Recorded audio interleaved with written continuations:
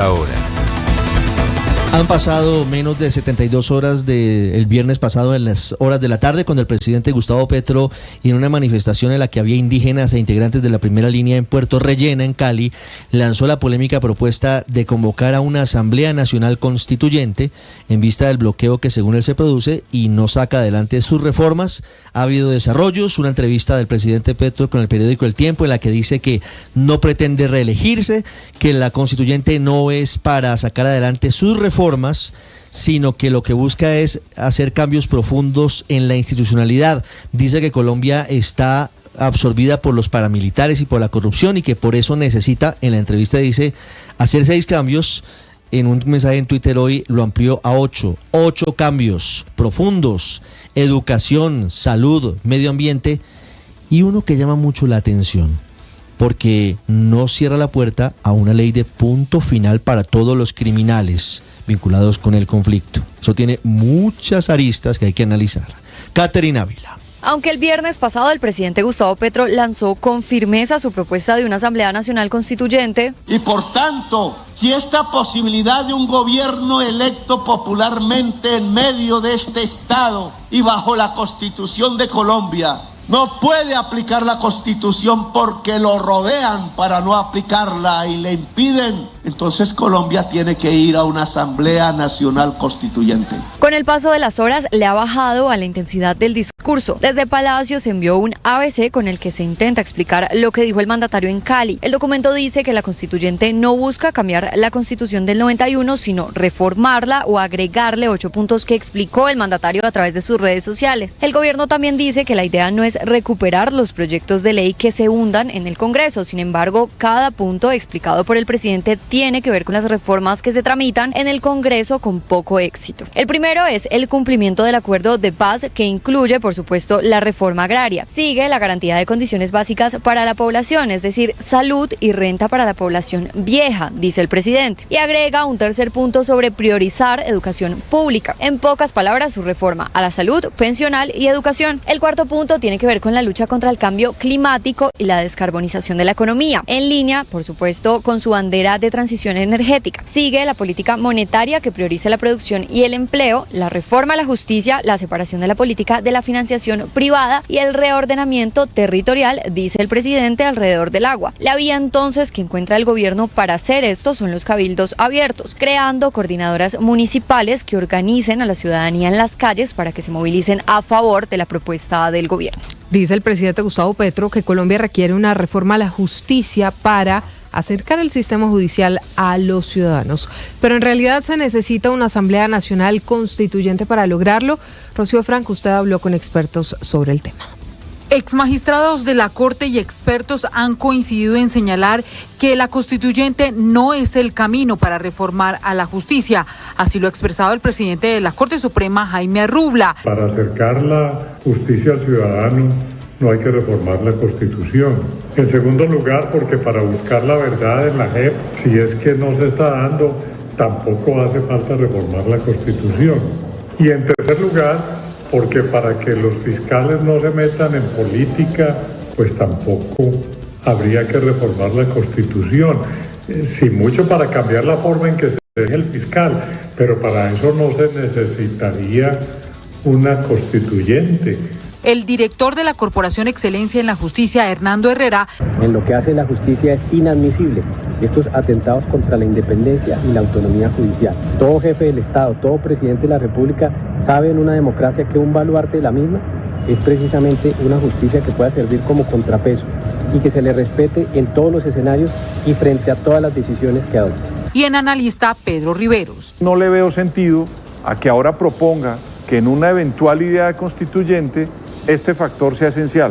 Si lo puede tramitar dentro del marco de la actual Constitución, como ya lo propuso su ministro de Justicia, el doctor Osuna, en aquella comisión que está trabajando desde el mes de diciembre del año pasado. En la actualidad permanece en el Ministerio del Interior una comisión de 34 expertos llamados por este organismo para que por aparte y en mesas separadas trabajen algunos borradores que serán entregados al ministro de Justicia y al final se determine cuál va a ser la directriz de una reforma al sector. El terremoto político que hoy vive Colombia comenzó el viernes pasado a las 6 de la tarde en Puerto Rellena. Lo han bautizado los manifestantes de la primera línea Puerto Resistencia, pero los caleños de toda la vida le han dicho Puerto Rellena. Allí, en el 2021, se convirtió en una de las trincheras principales de los encapuchados que enfrentaban a la policía. Se presentaron abusos de lado y lado, asesinato de uniformados, asesinato de manifestantes, todo tipo de violencias. Con el paso de los meses, allí los integrantes de la primera línea instalaron lo que dicen que es un monumento. Una columna con una mano cerrada, con un puño cerrado que dice resistencia. El presidente Petro utilizó ese escenario para lanzar su propuesta para la convocatoria de una Asamblea Nacional Constituyente y le pidió al Ministerio de Cultura que inicie el trámite para que eso que llaman monumento o eso que llaman homenaje se declare patrimonio nacional. ¿Qué dicen en Cali, Hugo Mario, quienes sufrieron durante semanas, casi meses, los bloqueos de las vías, la inseguridad en las noches, los ataques, la zozobra? Obviamente también hay quienes apoyan lo que propone el presidente. Ricardo, pues fue justamente frente a la minga indígena reunida en el sector de Puerto Rellena, en donde el presidente Petro pidió al Ministerio de Cultura declarar la escultura de la Resistencia como un monumento nacional. Esta petición hoy sigue generando todo tipo de reacciones y polémicas en Cali.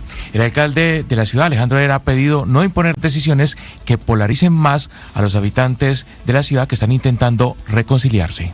Yo creo que nosotros tenemos que buscar que cualquier decisión que se tome sea discutida y que sean luego de procesos de reconciliación, que conduzcan a la reconciliación, y no podemos imponer las cosas en nuestra ciudad. Habló también el exalcalde de Cali, Jorge Iván Ospina, defendiendo obviamente el llamado Monumento a la Resistencia. Aseguró que es una expresión popular que hace parte de la historia de los caleños. Es un significado de lo que ocurrió y mal haría la sociedad en demoler lo que como elemento simbólico se manifiesta, porque el monumento es una fotografía de los aciagos y difíciles momentos. Y por supuesto también se hizo escuchar la oposición al gobierno, liderada en Cali por el congresista Cristian Garcés, quien insiste en que esta estructura de 9,5 metros solo representa el caos, la violencia y la destrucción que soportó Cali en el 2021. El monumento llamado de la Resistencia es un punto de división, un recuerdo a la violencia, a la destrucción, a un momento de Cali lamentable que estamos buscando dejar en el pasado. La polémica continúa, especialmente en redes sociales. Recordemos que por la construcción del llamado Monumento a la Resistencia de Cali, la Personería Distrital suspendió hace algunos días al funcionario que otorgó la licencia para levantar esta estructura. Ricardo. Fue ahí, Hugo Mario, en Puerto Rellena, en Cali, donde el presidente Gustavo Petro además le dijo no a la posibilidad de un acuerdo nacional.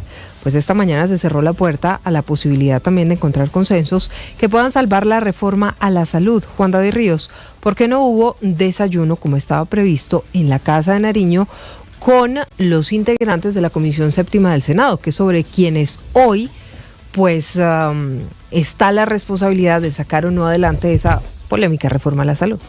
Hola, buenas tardes. Y es que fue el mismo presidente Gustavo Petro quien tomó la decisión de cancelar este desayuno que estaba programado incluso desde el viernes pasado para buscar esos consensos con los senadores de la Comisión Séptima, debido a que 8 de ellos pues firmaron la ponencia de archivo a esta reforma en la salud. Escuchemos lo que dice la vicepresidenta de la Comisión Séptima, Lorena Ríos. En el caso específico, los 8 que firmamos la ponencia negativa, ninguno iba a poder asistir al desayuno, ninguno asistió y confirmó. Entonces, creo que por falta de participación de los senadores no hubo desayuno. Pero también está lo que viene, y esto dice Norma Hurtado, quien es senadora y también integrante de la comisión. Sí, vienen días de mucha postura política, vienen días donde se tiene que analizar y se tiene que estudiar muchísimo desde lo constitucional por los anuncios realizados y también desde lo técnico, porque las reformas que están sobre la mesa de los integrantes de la Comisión Séptima no son cualquier reforma,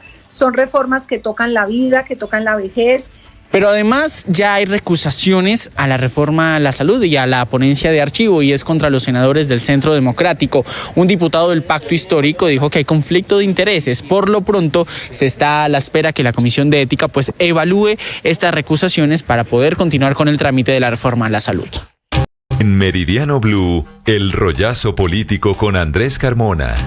1:26. Todas las formas de lucha son las que tiene el gobierno en sus manos para intentar sacar adelante la reforma a la salud. El presidente Petro cierra las puertas a un diálogo y a un acuerdo nacional desde Puerto Rellena el viernes, pero de manera simultánea venía avanzando la posibilidad del desayuno hoy con los integrantes de la Comisión Séptima, que no se dio por sustracción de materia. Iban a ir, como usted lo decía esta mañana, don Andrés Carmona, prácticamente era un desayuno de yo con yo, del Pacto Histórico con el presidente Petro. Y también están en otro escenario complejo, y es el de la guerra de recusaciones, la batalla de impedimentos entre unos y otros. Se sacan papeles, se sacan cheques, que ustedes dos están impedidos por el no, que usted que está por el sí también está impedido. ¿En qué va esto? Porque aquí empieza luego la batalla para saber a quiénes se les acepta o no se les aceptan los impedimentos. Sobre todo, Ricardo, porque es el primer paso de la discusión de la reforma. Es decir, antes de pasar a discutir la ponencia de archivo, primero tienen que verificar si todos están o no impedidos. Pero mire, nos pusimos a revisar las cuentas de los partidos políticos y de los congresistas que integran la Comisión Séptima del Senado de la República, sus cuentas de campaña, porque justo el viernes en horas de la tarde llegó la primera recusación en contra de los dos congresistas del Centro Democrático, Alirio Barrera y Honorio Enríquez, para que se apartaran del debate. Según la justificación hecha por el diputado del Pacto Histórico, Héctor Osorio, ellos habían recibido, no ellos, el Centro Democrático había recibido donaciones por cerca de 300 millones de pesos, uno por Seguros Bolívar y el otro por la empresa Keralty, que tienen diferentes IPS y EPS, en el caso de Keralty, por ejemplo, Sura. Pero también nos pusimos a revisar y encontramos, por ejemplo, que el Partido Liberal recibió donación de 10 millones de pesos. Keralty Sanitas. Keralty Sanitas, por eso. Sí, señor.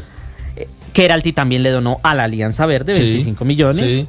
El partido de la U, 15 millones, 10 millones de la ASI. Todo eso llevaría a que en el debate esos congresistas integrantes de esos partidos tengan que o declarar su impedimento o podrían ser recusados. Eso por el lado de los del no. De los del no y de la ponencia alternativa, porque ahí también está don Fabián Díaz de la Alianza Verde. Sí. Por el lado del sí aparece uno, Ferney Silva, que reemplazó a Piedad Córdoba, la fallecida senadora, y que, curiosamente, le aparecen en las cuentas de campaña una donación por 1 millón de pesos. ¿Adivina de quién? ¿De quién? Guillermo Alfonso Jaramillo. ¿Le suena? El ministro de Salud. Y, por supuesto, parte interesada en el debate de la reforma. Andrés, entonces, con esas cuentas, ¿cuántos impedimentos o cuántos senadores estarían impedidos? En este punto podríamos hablar de unos 6 congresistas. 6 de 14. 6 de 14. Sí, 6 de 14. Ahora, tenga en cuenta esto, Silvia. Quien decide es la mesa directiva. La mesa directiva puede coger todos esos impedimentos y recusaciones e inicialmente decir: no me interesa la señora Marta Peralta, y ahí va a empezar el pulso político, porque si Marta Peralta acepta las recusaciones y las transmite o las envía a la Comisión de Ética, que es la que debe resolver finalmente, pues tendría que resolver no solo por los del no, sino también por los del sí.